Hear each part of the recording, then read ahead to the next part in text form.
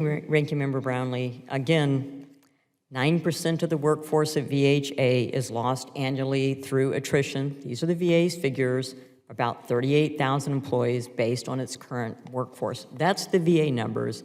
Those are facts. For me, this is not an either or. This should be that veterans have choice over where they receive care. I'm a veteran. Neither my husband nor I desire to receive care at the VA hospital. We prefer to receive care in our community, either through private health insurance or through Medicare. Would it save us money if we went to the VA hospital? Possibly. We wouldn't have co-pays or deductibles, but we choose to receive our care in the community. We're asking for the same choice for all veterans and the veterans on this panel.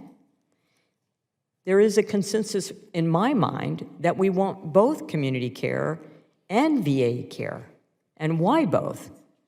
Because we're trying to serve veterans and serve veterans first and foremost. There would not be a need for community care had the VA been able to serve veterans, not keep them on waiting lists, not have veterans die, not have the big PR nightmare of veterans waiting for care and dying waiting for care.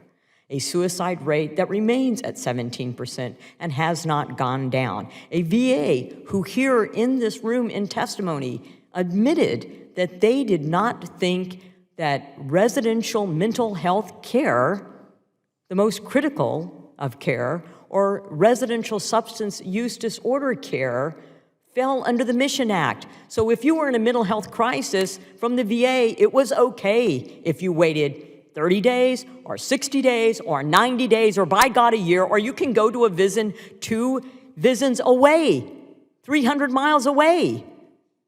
That's why we're having this conversation. If the VA wasn't actively trying to prevent people from going to community care, from my standpoint, it is not adversarial. Let's have the consensus that VA care is community care, that our goal is and always on this committee and in Congress is to serve our veterans.